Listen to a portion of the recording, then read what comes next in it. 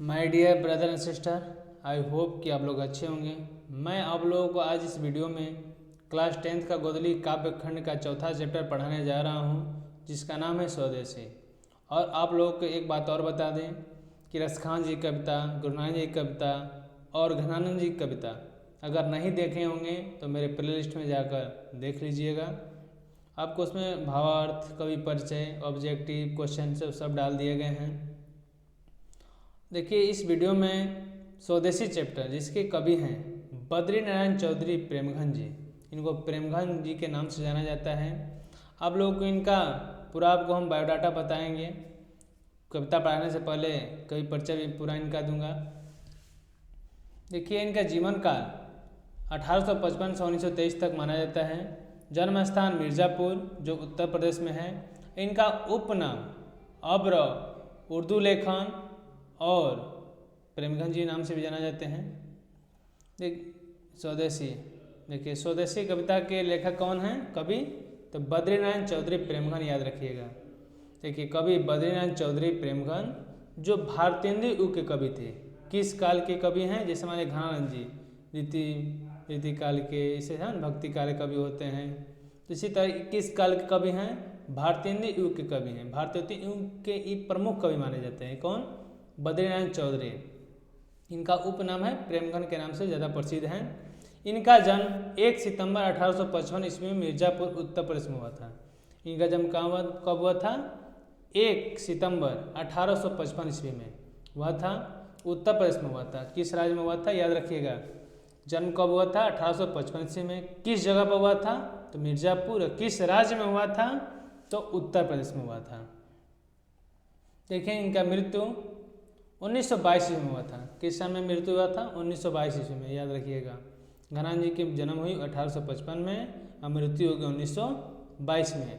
प्रेमघन जी भारतेंदु युग के एक महत्वपूर्ण कवि थे। किस युग के कवि थे? भारतेंदु युग के। देखिए बीबीआई क्वेश्चन है, भारतेंदु युग के। देखिए प्रेमघन जी किस युग के महत्वपूर्ण कवि थे? भारतेंदु युग के। देखिए ये काव्य में, रचना करने में भी और जीवन में, दोनों क्षेत्रों में भारतेंदु हरिश्चंद्र को अपना आदर्श मानते थे। जीवन काल हो भी तब पर भी और काव्य का क्षेत्र हो तब पर भी भारतेंदु हरिश्चंद्र को अपना आदर्श मानते थे। 1874 ईस्वी में इन्होंने मिर्ज़ापुर में रसिक समाज की स्थापना की। देखिए क्वेश्चन आता है आपका कि रसिक समाज की स्थापना किसने की? तो प्रेमघन जी ने। किस सन में? 1874 में। 1874 ईस्वी में उन्होंने मिर्ज़ापुर में रसिक समाज की स्थापना की। और अब बता दें आपको, साप्ताहिक इनकी एक मासिक पत्रिका है। देखिए आनंद कंदामिनी मासिक पत्रिका है इनका। प्रेमघन जी का मासिक पत्रिका आनंद कंदामिनी। और नागरी नीरज जो है वो नामक साप्ताहिक पत्रिका है। देखिए नागरी नीरज साप्ताहिक और आनंद कंदामिनी मासिक पत्रिका। वे साहित्य सम्मेलन के, किसके? साहित्य सम्मेलन के कलकत्ता अधिवेशन के सभापति भी रहे। कहाँ के? कलकत्ता अधिवेशन के। उनकी रचनाएं जो भी इनके द्वारा रचना की गई हैं वो किसमें संग्रहित हैं? प्रेमघन सर्वस्व से। उनकी रचना प्रेमघन सर्वस्व नाम में संग्रहित है। देखिए भी पूछता है। देखिए प्रेमघन जी निबंधकार, नाटककार, मैंने कवि, मैंने सब कुछ अच्छे थे। नाटककार में, निबंधकार में, कविता में लिखने में, सब में समीक्षक थे। निबंधकार, नाटककार एवं समीक्षक थे। और भारत सौभाग्य, देखिए उनका नाटक का नाम है भारत सौभाग्य प्रयाग रामागमन। भारत सौभाग्य प्रयाग रामागमन उनके प्रसिद्ध नाटक हैं। कौन कौन नाटक हैं? तो याद रखिएगा। भारत सौभाग्य प्रयाग रामागमन किनके प्रसिद्ध नाटक हैं? तो प्रेमघन जी के। उन्होंने देखिए एक जीर्ण जनपद नामक काव्य का रचना की है। उन्होंने जीर्ण जनपद नामक एक काव्य लिखा जिसमें ग्रामीण जीवन का यथार्थ चित्रण किए। उनका जब जीर्ण जनपद पढ़िएगा तो उसमें किसका वर्णन किया गया है? ग्रामीण, गाँव में रहने वाले लोगों का जीवन का चित्रण किए हैं। और प्रेमघन ने काव्य रचना अधिकांश ब्रज भाषा और अवधि में की है। देखिए प्रेमघन जी काव्य रचना अधिकांश ब्रज भाषा और अवधि में की है। किस किस भाषा में की है? ब्रज और अवधि भाषा में। देखिए प्रेमघन जो, सीधा सुन लीजिए, जो इस स्वदेशी कविता है वो कहाँ से लिया गया है? प्रेमगंज सरोवर से। जो लास्ट स्टार पॉइंट है प्रेमगंज सरोवर से संकलित है, माने प्रेमगंज सरोवर से जो स्वदेशी कविता है लिया गया है। याद रखिएगा, स्वदेशी कविता कहाँ से लिया गया है? प्रेमगंज सरोवर से लिया गया है। देखिए, कविता पढ़ाने से आपको थोड़ा कविता परिचय बता दें। कविता परिचय, कवि प्रेमगंज जी इसमें जब हम लोगों का देश क्या था? गुलाम था, पराधीनता था, दूसरों के अधीन थे। किसका देश गुलाम था? कौन हम लोग को गुलाम किया था? तो अंग्रेज। तो जब हम लोग का देश गुलाम था तो उस समय भारतीय लोग कैसे प्रस्तुत हो रहे थे, कैसे रहन चाल हो गया था, इनका रीति रिवाज कैसा हो गया था, सब इसी का इन्होंने बताए हैं प्रेमगंज जी इस कविता में। भारत जब गुलाम था उसका कुछ भारतीय के अंदर कुछ जो भारत के लोग के चमचे थे, कैसे थे, क्या थे, सब आपको बताए हैं। अंग्रेजों के चमचे जो भारतीय कुछ लोग थे उनकी बातों को बताए हैं। देखिए, पहला इनका इसमें है, सबे विदेशी वस्तु नर गति रीत रखात, भारतीयता कछु अब भारत में दर्शात। बोल रहे हैं कि सबे विदेशी वस्तु नर गति रति रीत लखा, भारतीयता कछु अपना भारत में दर्शा। कवि प्रेमगंज जी जब हम लोग का देश पराधीनता के कारण कहते हैं कि हमारे भारत में सभी जगह विदेशी वस्तु छाई है, चारों ओर विदेशी वस्तुएं लग रही हैं। चारों ओर कैसी वस्तु लग रही है? विदेशी। गति, चलने का रीति रिवाज सब क्या है? भारत में सब विदेशी लग रहा है। सभी विदेशी वस्तु नर गति रीत लखा, भारतीयता कछु अपना भारत में दर्शा। सब कुछ रहन चाल हर कुछ सब क्या हो गया है? विदेशी हो गया है। अब भारत में ही भारत अपना नज़र नहीं आ रहा है। भारत में रहने वाले लोग हैं, भारत के ही हैं, लेकिन भारत में अब कुछ भारतीयता नज़र नहीं आ रही है। प्रेमगंज जी पहला बोलते हैं पहला वाक्य में कि सब विदेशी वस्तु नर की तीरथ लखा, भारतीयता कछु अब भारत में न दर्शा। सब क्या हो गए हैं? वस्तु चारों जगह पराधीनता के कारण चारों ओर वस्तु विदेशी दिख रहे हैं। गति रीति रिवाज सब कुछ बदल चुकी है, सब बदलाव हो चुका है। भारत में ही अपने भारतीय नज़र लोग नहीं आ रहे हैं। ठीक है, दूसरा समझिए, मनुज भारती देखी कोई शकल नहीं पहचान, मुसलमान हिंदू किंदो एक क्रिस्तान। मनुज भारती देखी कोई शकत नहीं पहचान, मुसलमान हिंदू किंदो के है क्रिस्तान। भारतीय लोग मनुष्य को देखकर कोई पहचान नहीं सकता कि वह भारतीय हैं। अब भारत सब क्या हो गए हैं? सब विदेशी लग रहे हैं। क्या मुस्लिम है, क्या हिंदू है, क्या है सिख ईसाई, सब एक जैसे लग रहे हैं। सबका पहनावा ओढ़ावा एक जैसा हो गया है, सब लग रहे हैं कैसे? विदेशी हो गए। वहीं बोल रहे हैं कि मनुष्य भारत का मनुष्य देखकर, भारतीय मनुष्य कोई देखकर पहचान नहीं सकता कि भारत के हैं कि विदेशी के हैं। भारत में रहने वाले हिंदू मुसलमान सब लोग क्रिस्तान सब क्या लग रहे हैं? सब विदेशी हो गए हैं। प्रेमगंज जी का कहना है। फिर से सरल अर्थ में समझ लिए अपने भाषा में कि मनुज भारती देखी कोई शकत नहीं पहचान, मुसलमान हिंदू किंदो का एक क्रिस्तान। मनुष्य भारत का मनुष्य देखकर, मानव को देखकर कोई पहचान नहीं सकता कि भारतीय हैं कि विदेशी हैं। सब क्या लग रहे हैं? सब विदेशी हो गए हैं। हिंदू मुस्लिम सब एक जैसे पहनावा हो गए हैं। लग ही नहीं रहा है कि वह भारतीय है कि विदेशी, भारतीय है कि नहीं, सब विदेशी लग रहे हैं। तीसरा देखिए, पढ़ी विद्या परदेश की बुद्धि विदेशी पाए, चाल चलन परदेश की गई नति भाई। जैसे मान लीजिए पढ़ी विद्या परदेश की, सब क्या हो गया? पढ़ के बुद्धि, पढ़ी के अगर विद्या परदेश की तो विदेशी ही बुद्धि पाएंगे ना। जहाँ की चलन जहाँ हम पढ़ेंगे वैसे ही बुद्धि पाएंगे। जैसे हम लोग पढ़ेंगे, हिंदी पढ़ेंगे तो हिंदी को जानेंगे, इंग्लिश पढ़ेंगे तो इंग्लिश को जानेंगे। तो इसीलिए बात है, पढ़ी विद्या परदेश की बुद्धि विदेशी पाए, चाल चलन परदेश की गई नति भाई। चाल चलन सब क्या हो गया है? पढ़ के विदेश की बुद्धि। जैसे मान लीजिए पहले हम लोग का नालंदा विश्वविद्यालय था, सब लोग बाहर से यहाँ पर आना पढ़ना पसंद करते थे। अब लोग जो इंग्लैंड लंदन जहाँ भी अमेरिका से पढ़ रहे हैं, सब अपने आप को थोड़ा ज़्यादा समझ रहे होंगे। तो ये बात है कि पढ़ी विद्या परदेश की बुद्धि विदेशी पाए, चाल चलन परदेश की गई नति भाई। पढ़ के बुद्धि, सब विद्या का, सब विद्या कहाँ का? परदेश का पढ़ के, विदेशी पढ़ के इनका बुद्धि कैसा हो गया है? सब विदेशी हो गया है। और चाल चलन हर कुछ इनका क्या भाग गया है? सब विदेशी भाग गया। कोई इन्हें भारतीय पसंद नहीं आ रहा है। ठठे विदेशी ठाट बनो देश विदेश। हम लोग का देश नगर सब कैसा लग रहा है, सब विदेश बन चुका है, सब विदेशी बनना चाहता है, कोई भारतीय बनना नहीं चाहता है। ठठे विदेशी ठाट बन सब बने हो देश विदेश। देश क्या बन गया है, सब विदेश बन गया है। सपने हूँ मैं जिन्हें कहूँ भारतीय तले, सपनों में कहीं नजर नहीं आ रहा है कि अपना भारतीय है कि नहीं।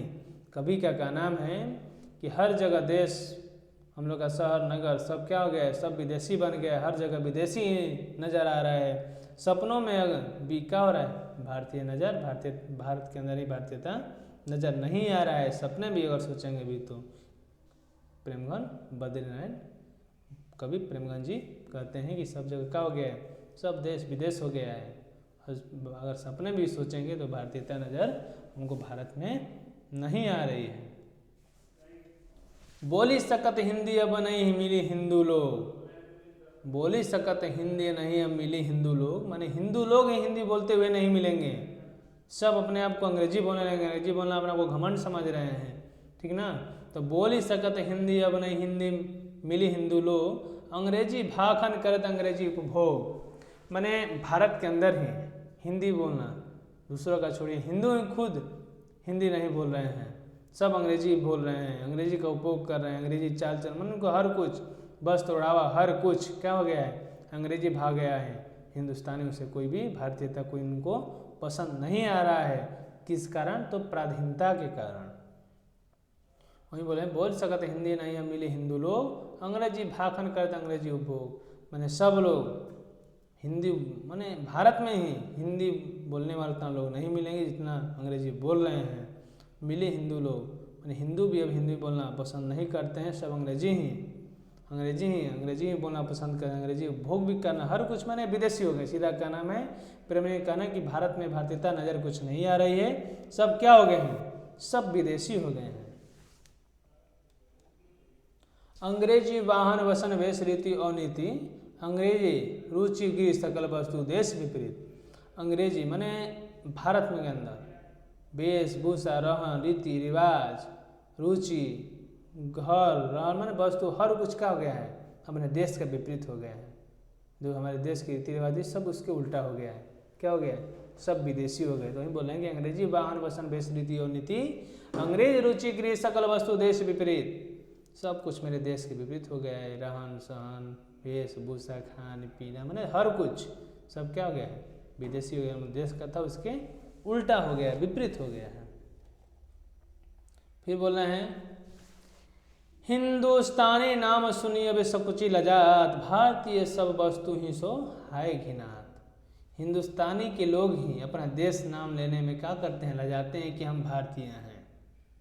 हिंदुस्तानी नाम सुनी सबे सकुची लजात, हिंदुस्तानी लोग ही अपना देश क्या बोलते हैं, नाम लेने में घिनाते हैं, लजाते हैं कि हम भारतीय हैं। भारतीय सब वस्तु ही, भारत का वस्तु ही सो हाय घिना, भारत का वस्तु से ही सब क्या हो रहा है, वो घृणा हो रहा है, घिना रहे हैं, सब क्या हो गया है, सब इनको विदेशी भाग गया है। भारत के अंदर ही होके भारत के नाम लेना कि हम भारतीय हैं, उनको कहने में शर्म आ रही है, और भारतीय वस्तु से ही वो घृणा कर रहे हैं, विदेशी वस्तु से ही प्रेम कर रहे हैं। देश नगर बानक बनो सब अंग्रेजी चाल, देश नगर बानक सब अंग्रेजी चाल, हाटन में देखूं भरा सब अंग्रेजी माल।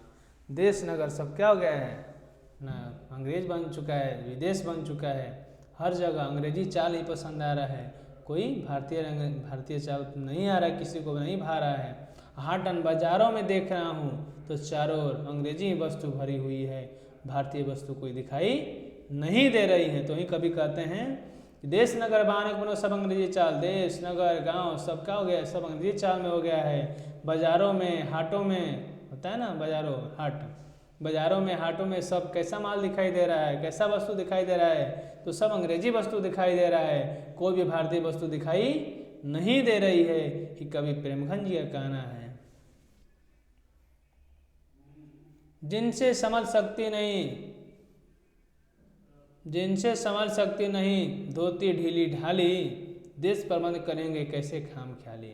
कवि का क्या नाम है कि भारतीय नेता को भी बोल रहे हैं, भारतीय नेता को बोल रहे हैं कि जिनसे अपनी ढीली ढाली धोती नहीं संभाले, देश को क्या संभालेंगे, वो झूठ साज का खाली बक रहे हैं, झूठ बवाली बोल रहे हैं। तो इन बोल रहे हैं कि जिनसे समझ सकती नहीं दी धोती ढीली ढाली, देश परंद करेंगे वो कैसे खाम ख्याली। जिनसे भारतीय नेता को बोल रहे हैं कि जिनसे अपनी धोती ढाली, मैं धोती जो ढीली ढाली वो समझ नहीं, सब लगे जींस पैंट कुर्ता शर्ट पहनने, तो क्या संवारेंगे देश को।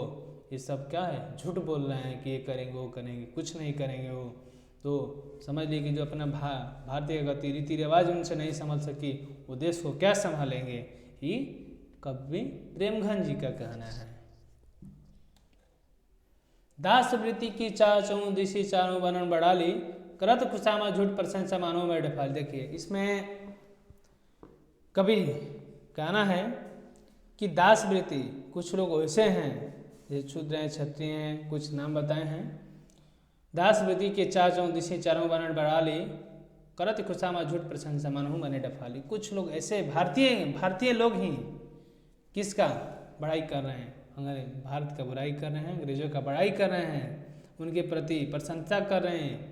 तो यूँ बोल रहे हैं कि कुछ भारतीय लोग ऐसे हैं कि जो झूठों का प्रशंसा कर रहे हैं, झूठ का प्रशंसा कर रहे हैं।